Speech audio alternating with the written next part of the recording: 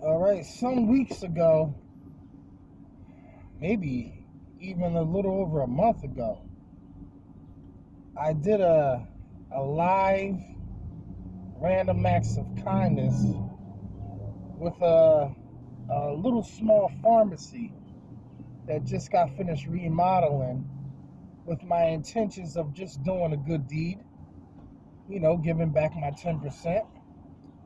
And you see how the laws of attraction works. So you always got to follow up. When you give somebody a business card, you always got to follow up because people lose stuff. If it ain't attached to them, they'll lose it. So I ran into the guy. I said, hey, how's it coming along? I did your windows for you, remember? So he was on the phone talking to the owner at the time. See, I don't believe in coincidences. Talk about at the right place at the right time. So I told you after doing that good deed, he ended up paying me anyways.